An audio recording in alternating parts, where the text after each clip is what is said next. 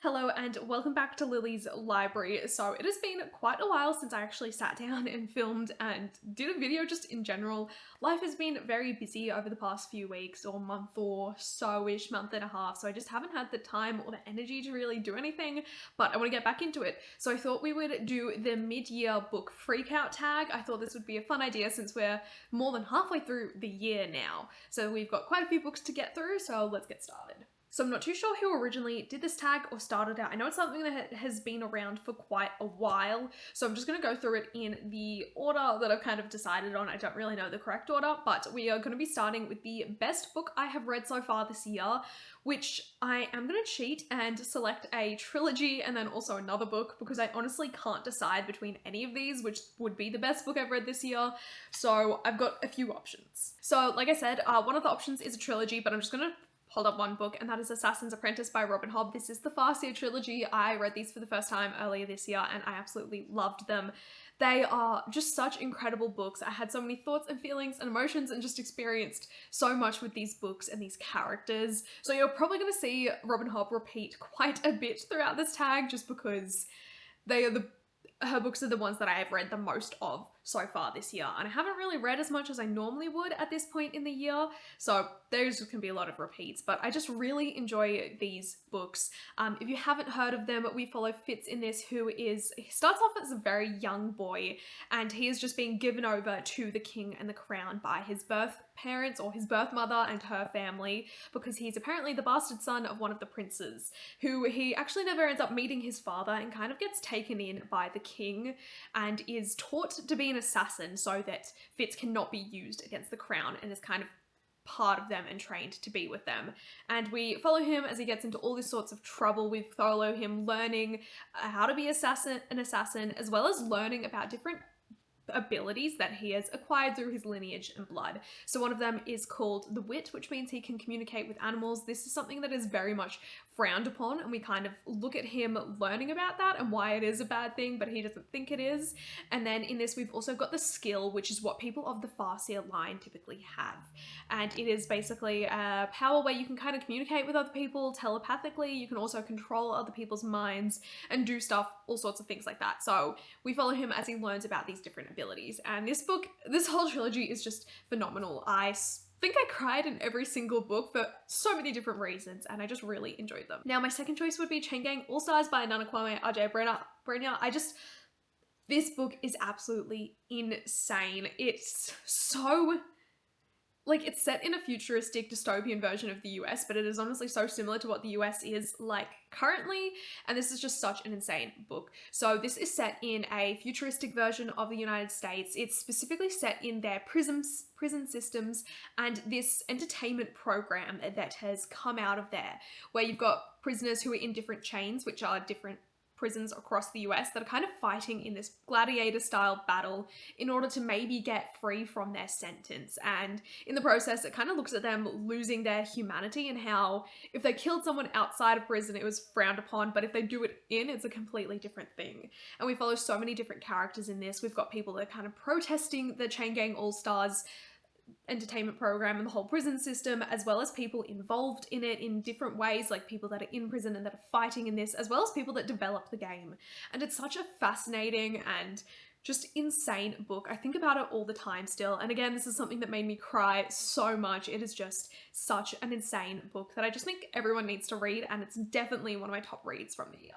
Next up is a new release that I need to read, and this is one that has only just recently come out and I've only recently picked up, and that is Moonlight and Dust. This is by Jasmine McGaughey, but I'm actually not too sure how to say her name. I don't know if I said that right, but I picked up this book recently and I managed to find a signed copy when I was in the city the other week, so I thought I would pick it up. But this is a YA debut fantasy. This is by a Torres Strait Islander and African author, I believe. This is set in Cairns, but it's got a lot of fantastical elements as well. Our main character is kind of trying to piece together what happened to her sister. Her sister was involved in this very bad accident and has been in hospital, I believe, and we follow our main character trying to find out what happened, and she discovers this kind of secret world where they've got this like a party scene and stuff, and she discovers moon dust, which is a sparkling elixir with magical properties, and she's trying to piece together whether it has something to do with her sister's accident. I've heard really, really good things about this, so I'm definitely going to be getting to it soon. I think I will probably end up reading it in August, since August is Aussie author August, so it's the perfect time for it. It's a pretty short book as well, but I've heard really good things about this. The next one is my favorite sequel from the year. Now, I haven't actually really read that many series this year besides Robin Hobb and Munger, so I'm gonna go with Robin Hobb. Surprise, surprise. This is Royal Assassin. This is book 2 to the Farseer trilogy. I'm not gonna talk too much about what this is about because it'll be full of spoilers, but I really loved this. This was a very tough read. Robin Hobb does not pull punches when it comes to what she puts her characters through, and that is very clear in this book specifically. It is just absolutely insane, but so good, and just this whole trilogy is a complete work of art. Now, the next question is the most anticipated reads for the second half of the year. There are quite a few of them. One I'm really excited for is Hemlock and Silver by T. Kingfisher. This is another one of her new books. We've also got The Isle in the Silver Sea. This is by Tasha Suri. She is the author of the Jasmine Throne and that trilogy, which I really love and still need to complete, but this is going to be her new release. It is a sapphic kind of knight romance book, or it's got a knight romance in it, but it's very much more a fantasy, and the cover is absolutely stunning and I cannot wait to read this. Another one is Among the Burning Flowers by Samantha Shannon. This is a novella set in the Roots of Chaos world, and I don't know too much about it, but I believe this is like a direct prequel to Priory, and it's kind of in those events very much leading up to Priory of the Orange Tree. So again, this is another one I'm very excited about. Both of these books I just spoke about, Among the Burning Flowers and also The Isle in the Silver Sea, both of these are sapphic, so I'm very excited about them. The next question is your biggest disappointment that you've read. This was a very hard one for me to pick out, not necessarily because a lot of books disappointed me, but because there were a few that I was tossing it up between. There was 3 that I really was trying to decide between, but I think this one is probably my biggest disappointment just because I had hyped it up so much in my head and I'd heard such good early reviews, and it's by an author I really love and adore, and it just didn't meet the expectations I had. I still really did have a good time with this book, but kind of like the more I have sat with it after finishing it, it's kind of left me more and more disappointed, if that makes sense.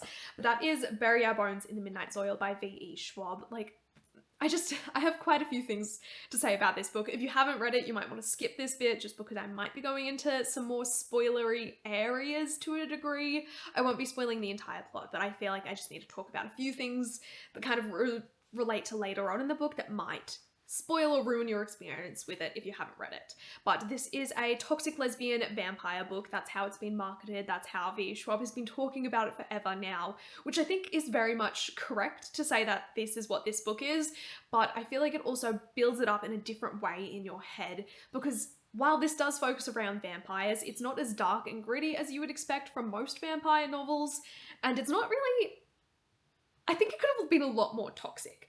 But my main issues with this kind of revolve around the last third of the book, the last portion of the book, with the way that the characters kind of came together and the way that we gained and lost perspectives in them.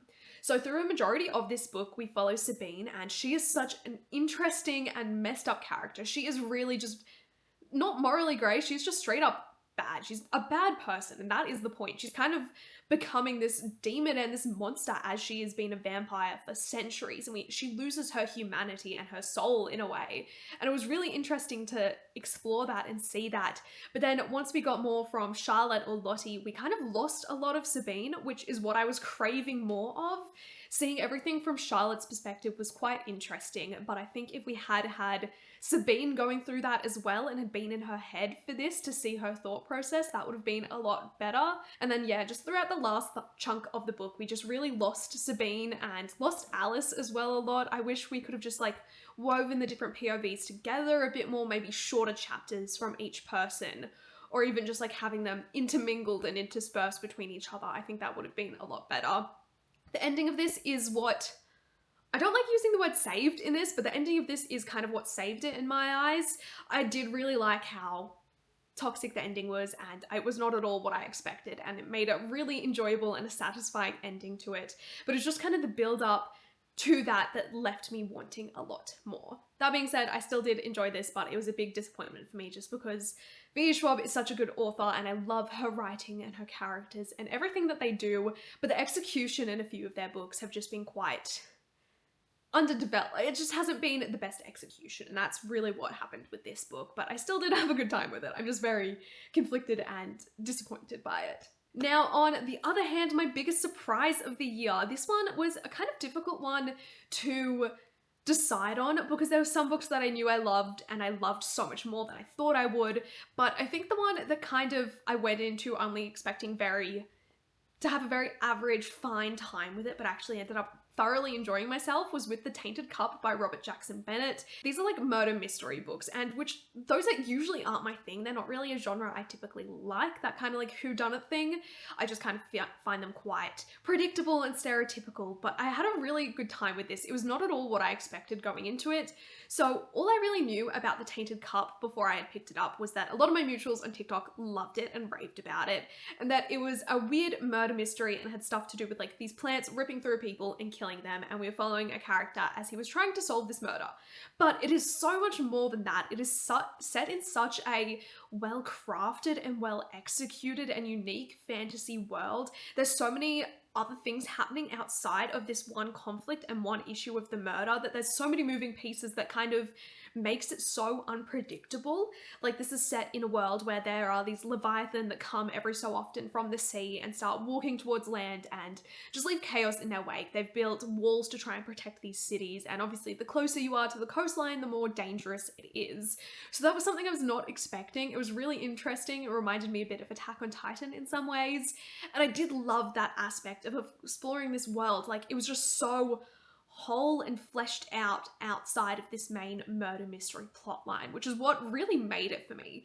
The characters in this are amazing as well. It's very much like Sherlock and Watson dynamic between our main characters. We've also got quite a few queer characters in it, which I really didn't expect, and I loved following this little side romantic plotline thing. It was very, very small and minuscule, but it was just so much fun to read. And this was just such a pleasant surprise. Next up is a favorite new author. Again, this is something I could probably have quite a few answers to, but I'm just gonna go with Robin Hobb because her books have done so much for me this year. I absolutely love them. This is the first time I've read Robin Hobb, so definitely a new favorite author. I know most of her books are only Realm of the Elderlings stuff, but if she does ever put out anything new and releases other books beside that, I'm definitely going to be reading them. I'm also going to be looking into some of her other books that aren't set in the Realm of the Elderlings, but Robin Hobb is just incredible. Like I said, she writes such amazing characters. She really doesn't pull punches when it comes to putting them through shit.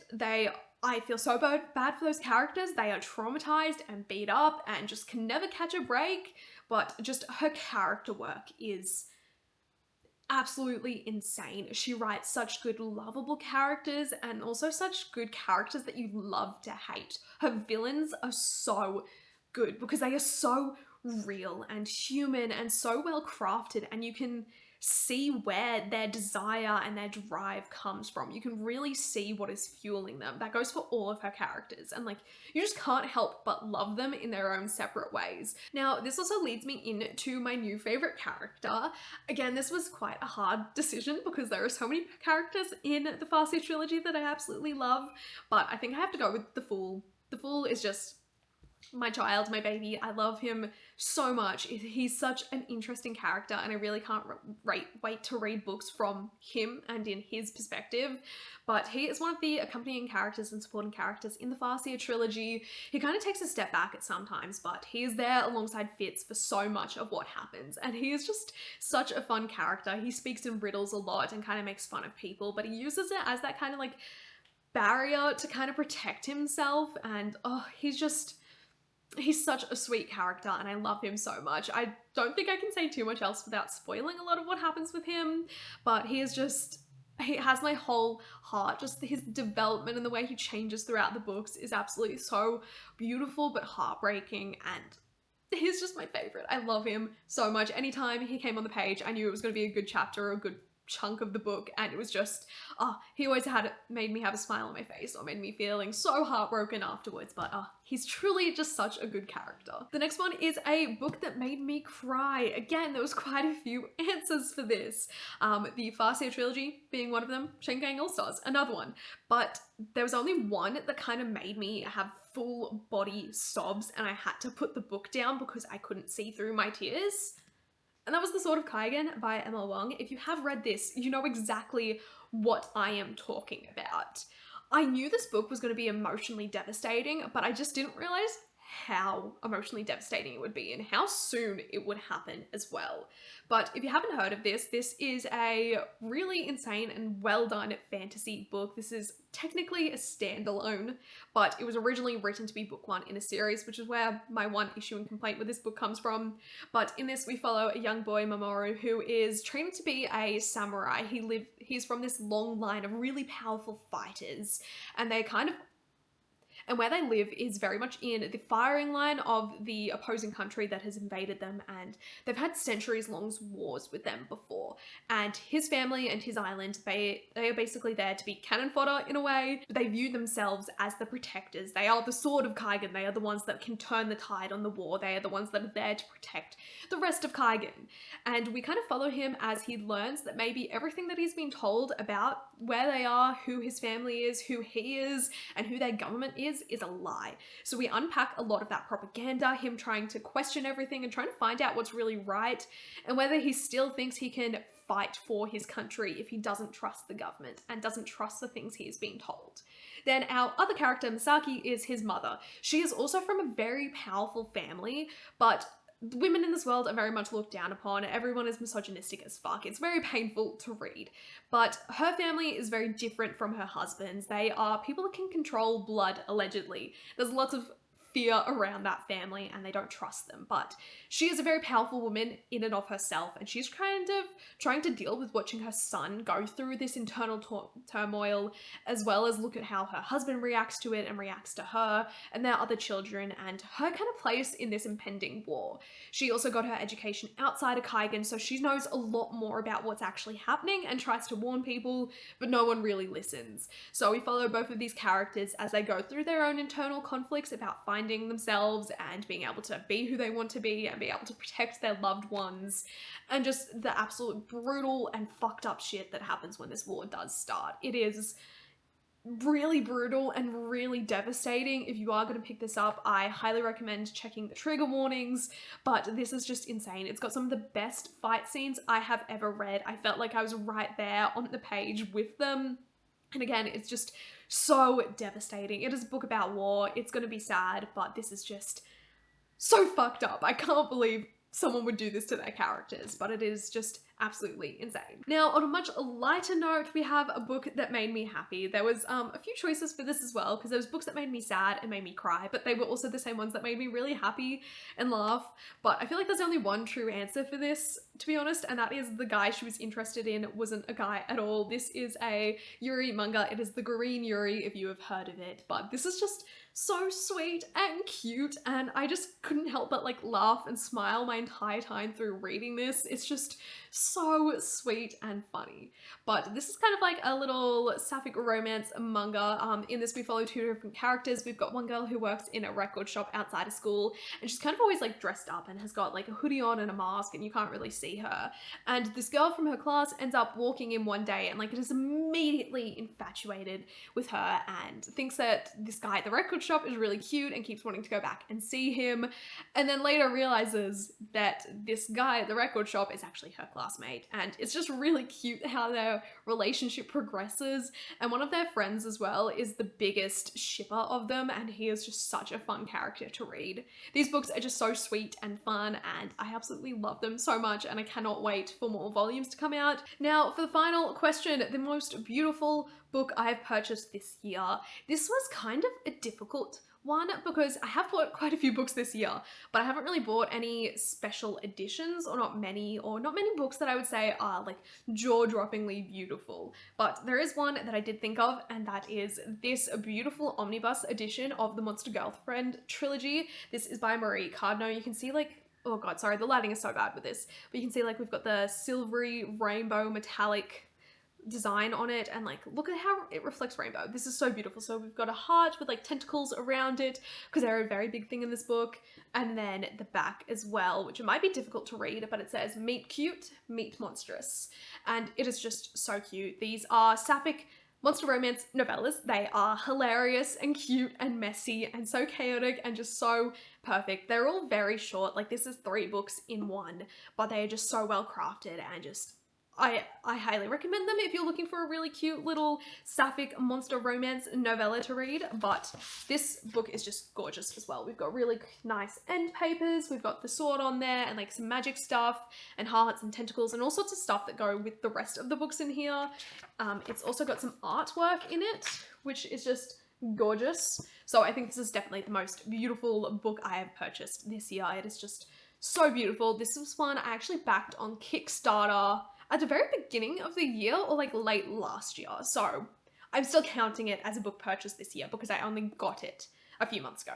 But this is just absolutely stunning. That is it for this video. I will see you all with a new video next time. Make sure you like, comment, and subscribe, and I will see you all later. Bye.